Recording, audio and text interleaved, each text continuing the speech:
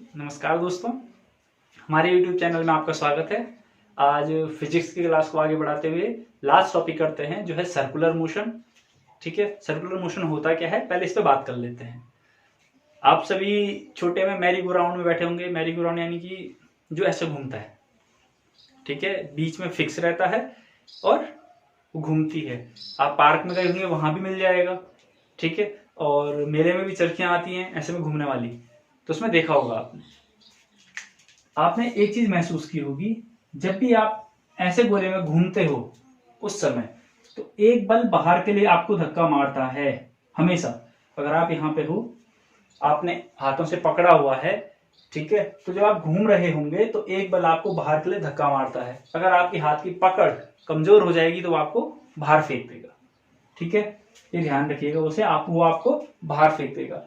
और आपकी हाथ की पकड़ ये भी एक बल है, ठीक है। जब तक ये वाला बल ज्यादा रहेगा इससे, तब तक आप पकड़ के रखोगे। एक कंडीशन ये आएगी दोनों के दोनों बराबर हैं, ठीक है, तो आप क्या हो, रुके हुए होंगे, आप अपनी जगह पे ही रुके होंगे। लेकिन जब ये वाला बल इससे ज्यादा हो जाएगा, यानी कि जब बाहर लगने वाला फोर्स ज्यादा हो गया तो आप गिर जाओगे, ठीक है। ये क्या है, सर्कुलर मोशन में है। अच्छा, सर्कुलर मोशन में इसमें तब आते हैं, पहले नॉर्मल छोटी चीजों में बात कर लेते हैं। सर्कुलर मोशन होता क्या है, किसी भी वस्तु किसी भी ऑब्जेक्ट का एक सर्कुलर पाथ में घूमना, उसे क्या कहते हैं हम, सर्कुलर मोशन कहते हैं, ठीक है। अब जब पाथ में घूमता है तो उसकी क्या होती है, त्रिज्या होती है, ठीक है। माना कोई आदमी है, यहां पे से दौड़ मारना शुरू कर रहा है, घूम फिर के यहीं पे आ गया, तो वो कितने, उसकी स्पीड कितनी होगी और उसकी वेलोसिटी। ये दो टर्म आपको लास्ट वीडियो में बताया हुआ है मैंने मोशन की, कि स्पीड क्या हुआ, वेलोसिटी क्या हुआ। अब आप बता सकते हो कि स्पीड कितनी होगी और वेलोसिटी कितनी होगी। तो स्पीड कितनी होगी, स्पीड होगी इसकी 2πr बटे लगा हुआ समय, और ये 0। क्यों 2πr, यानी कि वो क्योंकि सर्कल की बाउंड्री पे घूम रहा था, जिसे हम सर्कमफ्रेंस या फिर परिधि बोलते हैं। तो सर्कल की सर्कमफ्रेंस क्या होती है, 2πr यही होती है, ठीक है। तो उतनी ही दूरी तय करेगा जितना सर्कल की सर्कमफ्रेंस यानी परिधि होगी, ठीक है। वेलोसिटी 0 क्यों हुई, हम वेलोसिटी कब मेजर करते हैं, हम ये चेक करते हैं कि इन्हीं दो बिंदु के बीच की मिनिमम दूरी को क्या कहते हैं, विस्थापन यानी कि डिस्प्लेसमेंट। लेकिन इस कंडीशन में यहीं से शुरू किया और यहीं पे खत्म कर दिया, तो क्या होगा, ये तो 0 हो गया, और ये 0 तो वेलोसिटी 0। क्लियर, ये पता चल गया 0 क्यों हुआ, ये आपको पहले भी बताया हुआ है, इसका ध्यान रखिएगा, ठीक है। यहां केवल क्या होगी, स्पीड, ठीक है। अच्छा, अब ये देखिए, ये हमारी पृथ्वी है यानी कि अर्थ, इसके चारों ओर क्या होता है, जो हमारी सैटेलाइट है वो घूमती रहती हैं। चंद्रमा भी घूमता है, मून को हम नेचुरल सैटेलाइट बोलते हैं। ये ध्यान रखिएगा, एक मार्क्स का क्वेश्चन है, कई बार पूछा गया है कि which of the following is natural satellite of earth. तो अर्थ की नेचुरल सैटेलाइट कौन सी है, मून, चंद्रमा, ठीक है। वो क्या करते हैं, पृथ्वी के चारों ओर चक्कर लगाते रहते हैं। वो किसी निश्चित गति से आगे के लिए भागते हैं, और न्यूटन के नियम के द्वारा वो एक दूसरे पे आकर्षण का बल भी लगाया हुआ रहता है, ठीक है। अब देखिए, अगर इस कंडीशन में देखिए, अगर ये आगे वाली गति तेज होती है, चंद्रमा अगर तेज दौड़ने लग गया, तो वो ये जो जिसमें घूम रहा है, जिस ऑर्बिट में घूम रहा है, उस ऑर्बिट को छोड़ देगा। वो क्या कर देगा, इस ऑर्बिट में घूमना बंद करके कहीं और चला जाएगा, ठीक है, कहीं और चला जाएगा और किसी और ग्रह के चक्कर लगाने लग जाएगा। अगर हम अपने यूनिवर्स में कुछ ब्रह्मांड में कोई भी वस्तु फेंकते हैं या रखते हैं, तो किसी न किसी वस्तु का चक्कर जरूर लगाएगी, ये याद रखिएगा।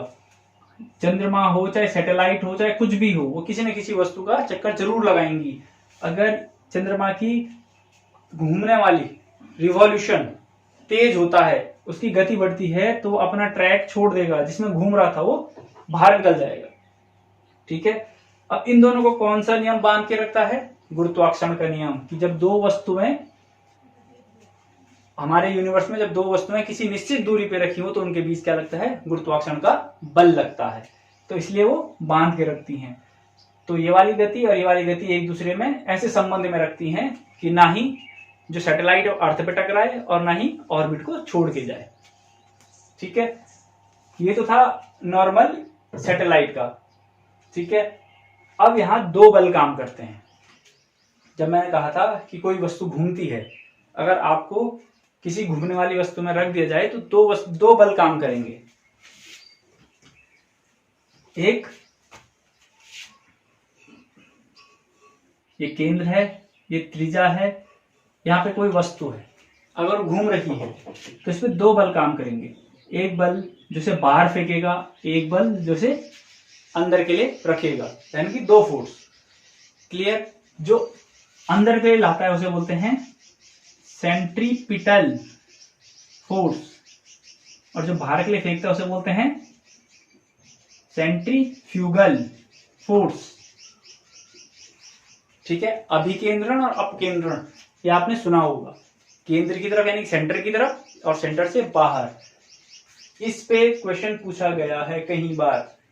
क्वेश्चन क्या है कि जो हम गांव में या फिर घरों में दही से मक्खन निकालते हैं, क्या करते हैं, दही को मथते हैं, उसके बाद मक्खन बनता है उससे।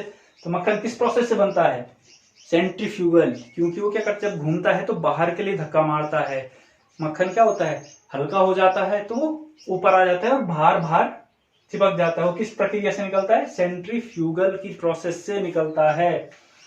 सेंट्रीपिटल फोर्स ये वो फोर्स है जो आपको किसी सिस्टम में बांध के रखता है। अगर आप किसी तेज घूमने वाली वस्तु में बैठे हुए हो और आपने पकड़ नहीं रखा है, पकड़ यानी कि ये सेंट्रीपिटल फोर्स जिसके कारण आप सिस्टम में चिपके हुए हो, अगर ये कम हो गया किससे, बाहर वाले फोर्स से, तो आप उस सिस्टम से निकल जाओगे। ठीक है, ये इतना ही है। अब सेंट्रीपिटल फोर्स का फॉर्मूला क्या है, सेंट्रीपिटल mv²/r। ठीक है, mv²/r ये वो फोर्स है जिससे क्या है, आप क्या कर रहे हो, यहां पे अटके हुए हो, मतलब आप उस सिस्टम में रुके हुए हो। ठीक है, सर्कुलर मोशन में आपका इतना ही था, एक छोटा सा टॉपिक था। अगर कोई डाउट हो तो प्लीज कमेंट कीजिएगा। Thank you.